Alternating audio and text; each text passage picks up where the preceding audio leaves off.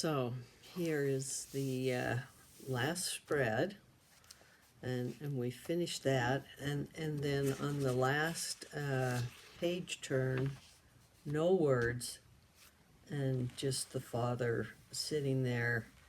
He's been reading a story to the boy and has fallen asleep with the book, and he is sleeping in the chair. So now I have to decide, do I want to put the mother there also? And the only really way to test that is to actually draw the mother in and see if I like this better, or if I like the mother and the father there together. So I am going to figure that out. I could do it on my iPad. I could lay a piece of tracing paper over here if I don't want to sketch right on this old book dummy. I can do that. So that's my next task for this very last page. Ooh, the whole book. The whole new book dummy is, I'm down to the very last page. Just going to get a piece of tracing paper and lay it right over that figure, and the father is slumping. The book is down here. This just gives me an idea of what is there with the father. Do I want the mother with her head leaning on his? Do I want this? Or do I want just the father alone? What kind of feeling do I want in this book? So I'm looking back and forth, and I think the only way to figure it out will be to actually draw that mother all the way in and just have a look at it and see which one I like, and maybe ask some of my critiquers what they like. So here's the father sitting alone in his chair. He's fallen asleep. And here he is with the mother. It's an entirely different mood, kind of cozy, kind of nice, but not the same mood as the dad alone. And the dad alone has kind of a humorous feel to it, and it kind of matches the book better. So I've gone over this book dummy and the writing and the pictures a lot of times, and many times, and made many revisions, and then I make the changes, and then I look at the book again, and I make other changes and look at the book again, and even after all those changes, it's a good idea to take your book and run it past a critique group or critiquers that can have a look at your book, and kind of look at your book with fresh eyes, so that they can look at it and amazingly see a lot of things that you can't see.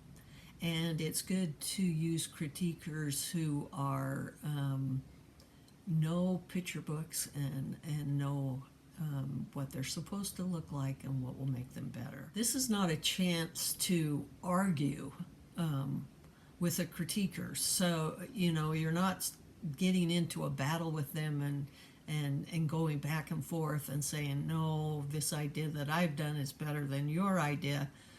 What you're trying to do is listen carefully to what they have to say.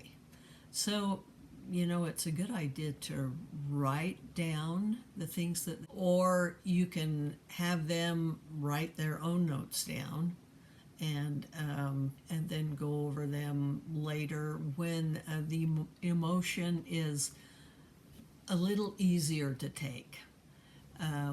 So, you know, this is your book you've been working on forever, and it's hard to make changes, especially if it's going to take out something that you love and that you particularly like. You need to be, and at the very end, you need to be willing to make the changes that they suggest, if it will make a better book. And your end goal is to make this book, this picture book, be as good as it can be. And so, if you need to make changes, if you need to throw out things that you love, you go ahead and do that, and make it a better book. I'm going through each one of these comments in the critique and really looking at what they say. And it's important in a critique, whether it's verbal or written, that you really look at the things that are being offered and ask yourself, will this improve the book illustrations or not? And to not get defensive, because if you're defensive, then you end up not being able to improve your book at all. So on the page Kiss, we've got Cuddle Those Bear Cubs, Kiss That Head. And the comment was, maybe these should both not be the same. Too similar. So maybe only one illustration with the mother kissing, or maybe 4 or 5 smaller illustrations with fussing, struggling, arching back baby, leading to larger illustration with comforted mother, peaceful baby, being kissed. And then again, the mother's face is not quite working for the critiquer. So I have to look at this, I have to look at the comments, look at the illustration I've done, and kind of work with it and see if there's something that I can do to be able to improve the illustrations. And sometimes the comments are saying that something is wrong with the illustration, and you have to look at it and maybe do something to improve it in another way. So I've looked at the comments and thought about what was said about replacing the one mother with some other activity on the other side of the page. I was thinking that it showed motion to go from Kiss That Head. But what would happen if there's maybe a sequence of events where the little baby is walking and starting to fall, and then falls on his face, and then let's see if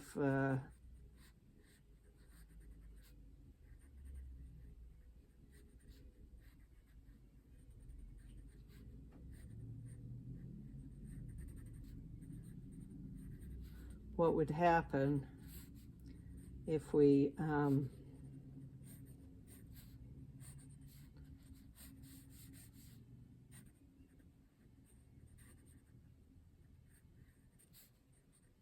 put this baby in a very crying mode where he'll need to be comforted.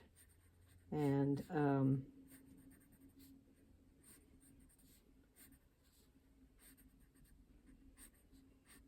a lot of babies stiffen up.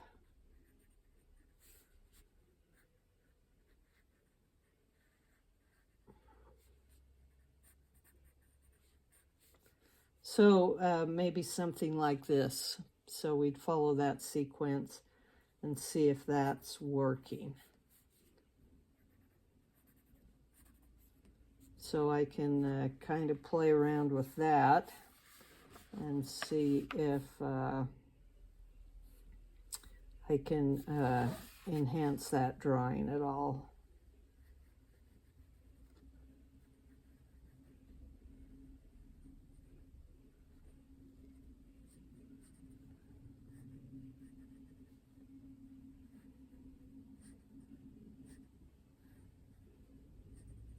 Maybe put the ears in.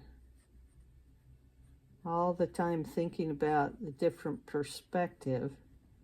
And you've got the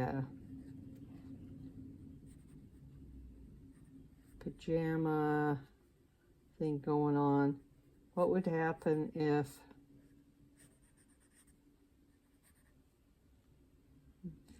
now, does that look better to have the shoulders down from the head or better up? And I think it looks better up. So these are the things you can kind of explore with your pencil. Do I want teeth in here? Does he have teeth? Does he have 2 teeth? So these are all things to think about while you're exploring with your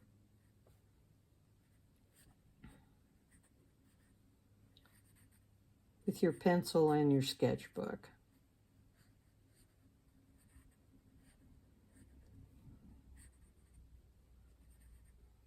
Okay, and I still have to make it look like the baby. Maybe something like this would work. So now I'm going to take my iPad, take a picture of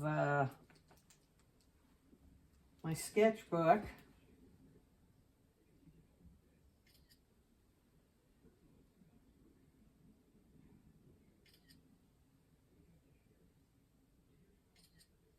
And then work a little in Procreate, see if I can refine this drawing.